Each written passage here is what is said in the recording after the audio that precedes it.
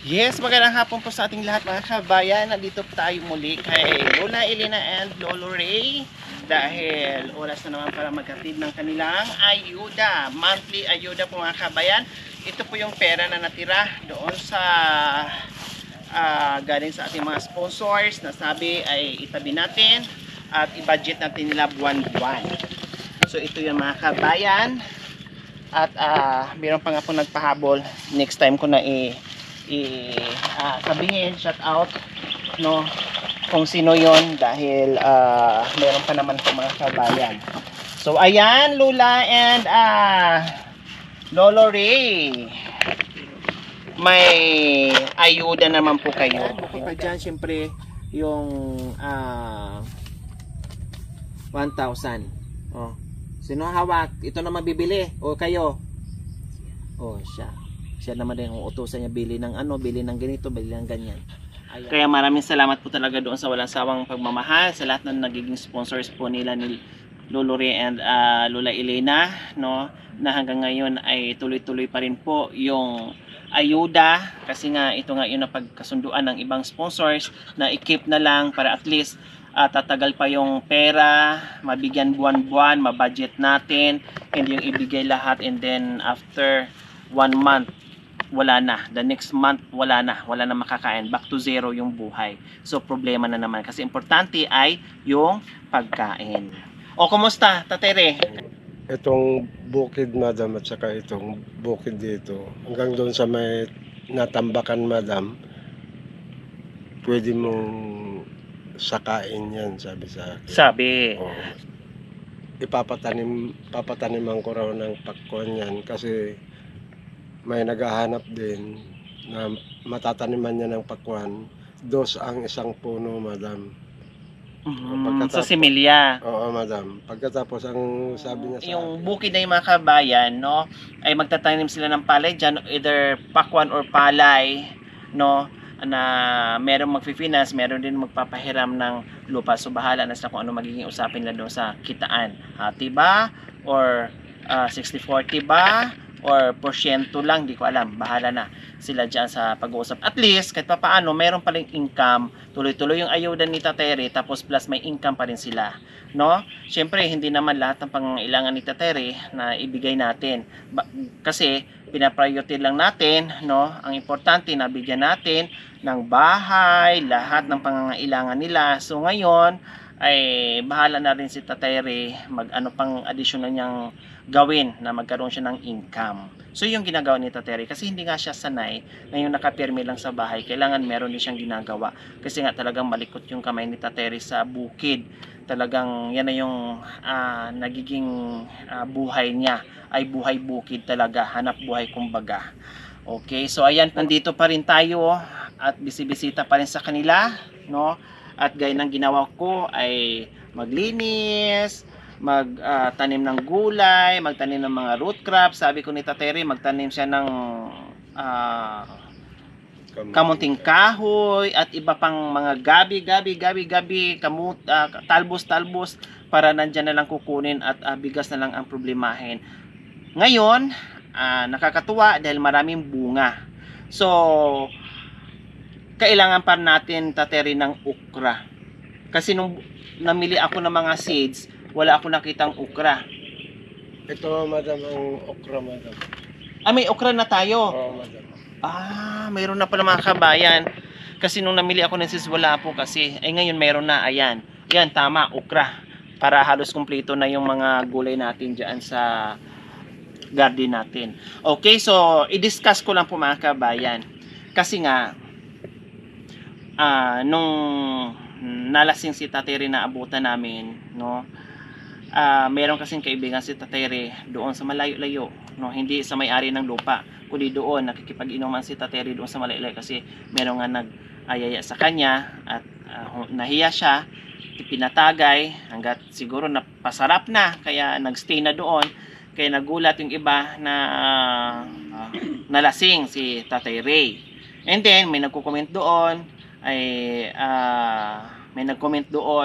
no, kung hindi ako nagkakamali, sabi ay porque tinutulungan ko na daw, ganyan, ay masyado na akong nanging alam, ano pa ba yun, bida-bida, mga etc. So ganito yon, no? Ganito yon. Si Tatere at saka si Lola Elena, natagpuan natin sila.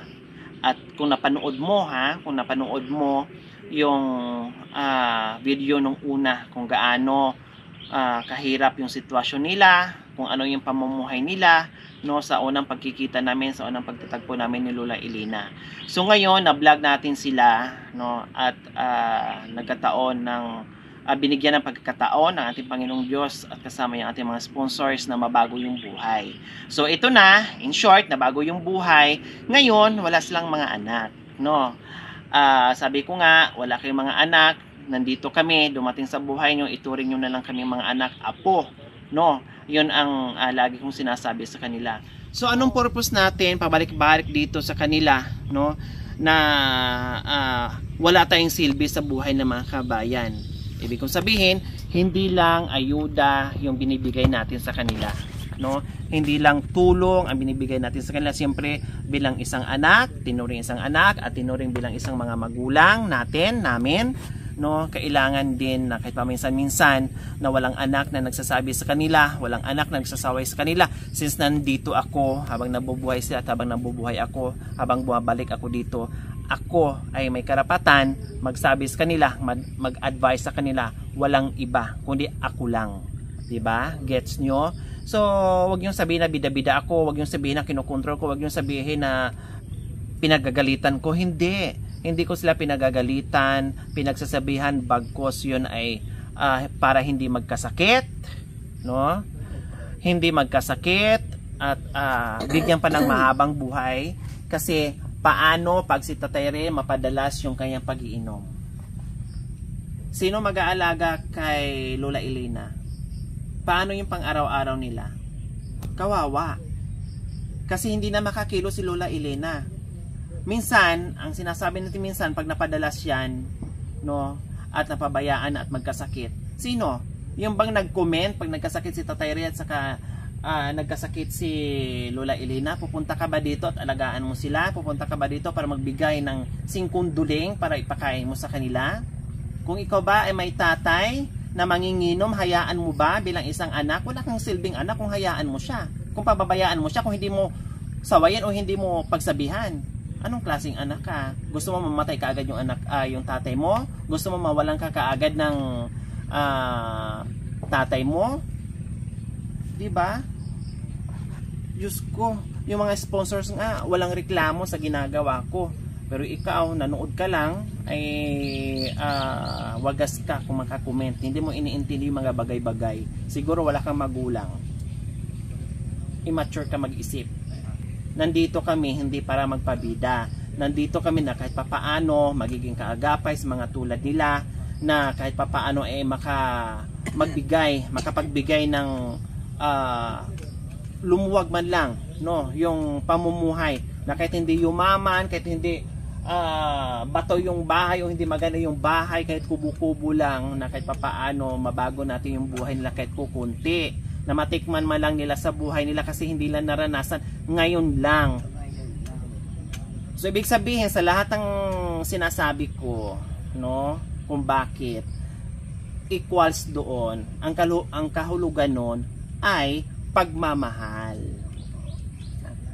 In short, sa madaling salita, pagmamahal po ng buong team yun. Hindi bida-bida, kung marunong kang umintindi. Kasi kung hindi namin minahal itong mga matatandang ito, wala kaming pakialam.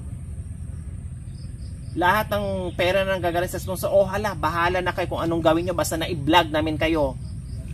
Kung vlog lang ng vlog ang ginagawa namin dito, na walang malasakit, na walang kasamang pagmamahal, bahala na kayo dyan. Basta na iparating namin sa inyo at na i-vlog namin sa inyo, tapos. Kami kasi dito hindi. Nagbablog kami na may kasamang pagmamahal, malasakit, kung paano namin gagawin na mapaganda yung buhay nila. Yun yung ginagawa namin dito. Oo, kumikita ang vlog namin, natural. Kumikita, nagpapasalamat tayo kasi kumikita ang vlog namin para lalo pang dumami yung matulungan na hindi lang tulad nila na mabigyan natin dahil marami pa na umaakyat tayo araw-araw sa kabundukan para maghagilap na matutulungan. Sana nga kumita pa ng milyon-milyones yung vlog ko para milyon-milyon din ang matutulungan natin. Kasi kumikita ngayon channel namin, hindi kami nagpapasarap, hindi namin sinasarili yan. Ang daming nakikinabang, ang daming pinapaaral, ang daming sinusuportahan, ang daming naming alaga, lahat. Kung makasarili kami, naku po mga kabayan, siguro ang dami ko ng pera. Kung lahat ng kinikita namin sa vlog, na sarili ko lang iniisip, na wala kami pakialam dyan sa mga taong nagugutom, ang dami ko ng pera, tulad ng iba. Kailang hindi, wala sa vocabulary namin na magiging makasarili. Kahit papaano, kunti man ang kinikita ng aming YouTube, ng aming channel, pero kahit papaano ay marami na rin tayong nagtulungan at kasama yung ating mga sponsors. Kasama na rin ang ating mga subscribers, followers, YouTube members, no? At sa viewers natin na walang sawang panunood. Kaya lagi kong sinasabi at nagpapasalamat sa inyo, yung pagsubaybay nyo, yung panunood nyo without skipping ads, yung pag-share, pagla-likes. Naku po, hindi lang ako, hindi lang yung ating sponsors, kundi lahat tayo ay nakaambag sa mission itong ginagawa natin araw-araw. Kaya minsan, pag nag-comment, walang masama mag-comment. Hindi ko ma-please lahat. Hindi ko kayo ma-please lahat. May kaya-kaya tayong opinion. Pero yung opinion natin siguraduhin natin na tama. Diba? Kaya minsan hindi ako nagre-react. Pinapaubaya ko lang, pinipin ko na lang, bahala na yung mga viewers natin na malawak ang pag-uunawa at nakakaintindi doon sa ginagawa natin, bahala na lang sumagot doon. Although sumasagot ko minsan, pero hindi ako nagagalit. Hindi ako nagagalit, malumanay pa rin yung reply ko, no? Malumanay pa rin yung reply ko kasi ako na lang ang umiintindi.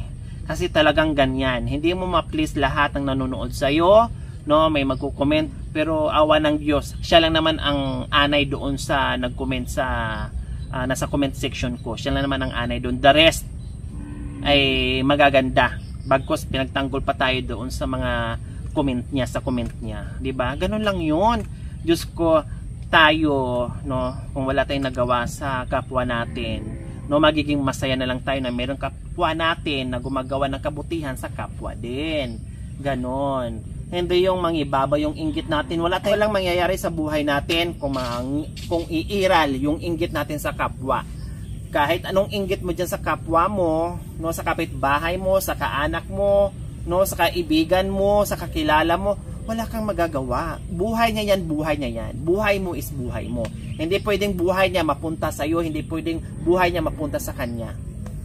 Magiging masaya na lang tayo kung anong meron na nakikita natin sa kapwa natin na kahit papaano ay nakatulong sa sambayanan, nagiging kapaki-pakinabang sa lipunan na hindi nagiging salot na kahit papaano ay nakatulong tayo. Matutuwa tayo na merong mga kapwa natin na tumutulong. I-appreciate natin yon.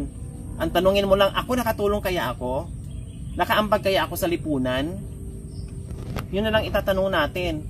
Ako mga kabayan, Diyos ko, kahit hindi ko mga kilala o yung mga kaibigan ko na alam kong tumutulong sa kapwa, natutuwa ako. Bakit? Kasi sa dami-daming mayayaman, no, na yung nagagawa ng iba na hindi na nagagawa. Marami naman ding tama lang sa buhay na hindi nagagawa ng mga mayayaman na kahit papaano ay limitado lang yung pera nila pero nagagawa lang tumulong. Marami ding mahihirap na akala mo na wala silang kapaki-pakinabang sa lipunan, pero kahit papaano na halos wala nang madukot, no, dumudukot pa rin para lang meron silang maitulong sa kapwa nila. Tama, Tatay Ray? Oo, madam. Ayaw nyo po ba, Tatay Ray, na pagsabihan kayo, na hayaan na lang kayo sa ginagawa nyo?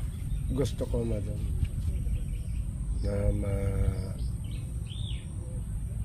na maturuan ako, madam.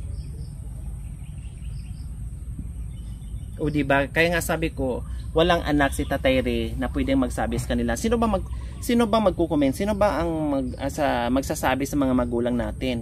Kundi tayong mga anak. O since wala silang anak, sino ba magsasabi? Nandito kami, sabi ni Tatay Ray, o kayo na yung mga anak ko, sabi ni Lola Ray, kayo na mga anak ko, o kayo na rin yung tatay namin, nanay namin, mga magulang namin, instant. family. Sino ba magsasabi sa kanila kundi kami? Alangan naman ikaw na wala ka dito, 'di ba? O hayaan namin si Tatay Ray dyan, punta doon, punta dito, inom doon, inom dito. O pag nagkasakit, punta ka dito, puntahan mo siya. Ikaw magbigay, ikaw magsabi, ikaw mag-alaga, lahat. Tapos sabi mo sa akin, bida-bida.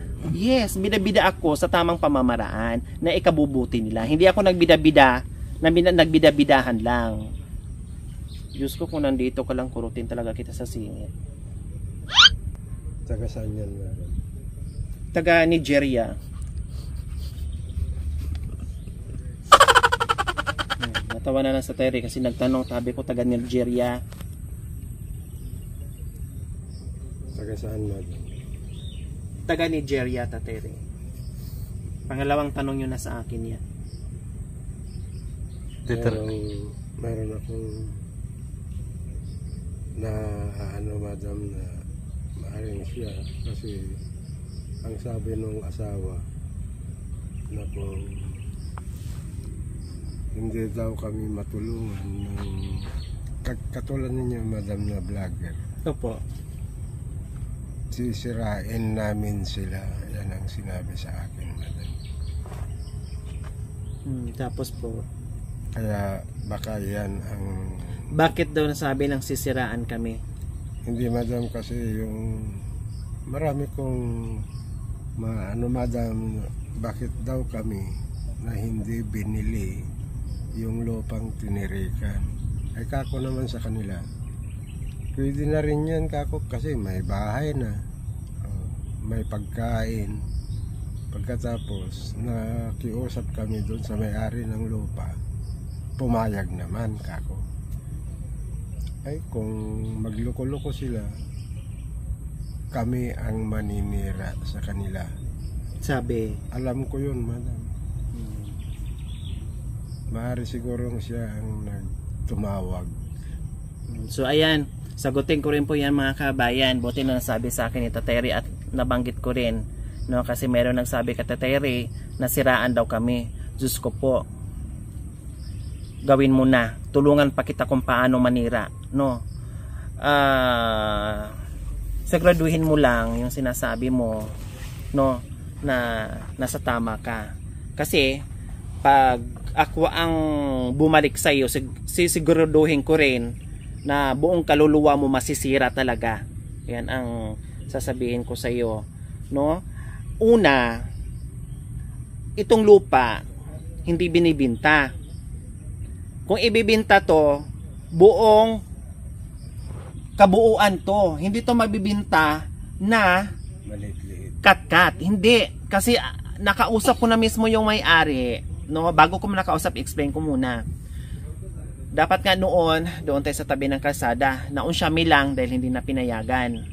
Napunta tayo dito kasi may nag-offer na kaibigan din ni Tatay Ray na pwede silang tumira na hindi binibinta yung lupa. Pwede sila magtayo ng kubo dyan o bahay dyan sa boundary, no, ng lupa nila dahil ay matatanda na daw sila, no, hanggat kaya lang tumira dyan, dyan kayo. Ang lupa hindi binibinta. At saka lahat ng ginagawa namin sa mga sponsors dito, para malalaman mo, baka sadyang hindi mo naintindihan yung ginagawa ko, no. Itong ginagawa namin, lahat dito, pati paghahatid ng ayuda, naka-video. Ito na nga sinasabi ko eh. Ito mga walang alam sa ginagawa namin, ito pa yung malakas mangingialam. Samantalang itong mga sponsors ko nakakatulong, hindi nangingialam. Pero tuloy pa rin ang kanilang suporta. Ang tapang kasi comment lang eh. Kayong mga nagko-comment na hindi maganda, huwag kayong mag-comment. Tuturuan ko kayo, ha. Kayong mga matatapang na mag-comment ng hindi maganda, ang gagawin nyo, halimbawa ako, kung meron kayong reklamo sa akin, hingiin nyo yung address ko, o kaya magbigay kayo ng telephone number, o kaya kayo ibigay nyo yung address nyo para puntahan ko kayo. Face to face tayo mag-uusap. Hindi yung puro dada. Ang tatapang nyo kasi comment eh. Kaya hindi ako hindi ako nagagalit sa mga comment niyo kasi useless, magalit ako. Hindi ko naman kilala kung sino 'yun. 'Di ba? Sayang yung oras ko na i-google ko diyan sa comment na hindi ko naman alam kung sino yung tao na yung nakausap ko. Kasi lugi ako, no? Ako kilala niyo ako, kayo nagko-comment. Kayo na nagko-comment hindi ko kikilala. Unless lang doon sa mga viewers ko, sa mga sponsors ko. 'Di ba? Din papatulan ko kayo. Oh my God, ang ipapatol ko sa inyo, mag-iisip na lang ako kung saan ako pupunta para makatulong. Siguro kung kayo lang na sumusuot kung saan-saan sa mga kabundukan, baka bumahag na yung buntot niyo.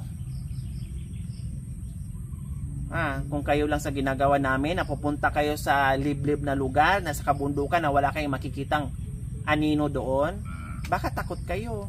Tapos makapag-comment kayo kung ganon-ganon, kung di nyo alam kung anong sakripisyo ng mga charity vlogger. Hindi nyo alam kung gaano yung pagmamahal at sakripisyo ng mga charity vloggers po mga kabayan. Yun pa lang sa ginagawa na hindi nyo naiintindihan. Tapos makakomment kayo kung bida-bida. Kayo yung bida kasi wala kayong naambag, wala kayong naibigay, and then nagbidibida kayo sa comment nyo. O, ayan tuloy. Putaktihin kayo ng mga viewers. Tapos sabi pa, oh yan, sinasanto mo yung vlogger. O, kasi alam nila, pinagtatanggol ako kasi alam nila na yung ginagawa ko ay may kapakipakinabang sa lipunan. Diba? Huwag kang matakot, Tatay Ray. Unang-una, wala silang dapat isisira sa atin dahil malinis yung ginagawa natin, no? Huwag kang matakot sa sabi nila siguro nang ibabalo yung inggit nila sa inyo o sa ginagawa ko, kaya nasasabi nila yon. Ulitin ko, huwag po kayong matakot sa sinabi nila na sisiraan tayo o sisirain yung vlog ko, kasi unang-una, malinis yung ginagawa natin, wala tayong tinatago, no? At lahat naka-report, lahat naka-video, lahat naka-resibo, lahat ng details nandiyan. Kaya 101% na huwag po kayong matakot dahil wala silang ikasisira sa atin, Tatay Ray. Okay, so ayan po mga kabayan, maraming salamat po muli sa inyong ginito ang puso. Naway pagpalain tayo ng Panginoong Diyos sa araw-araw.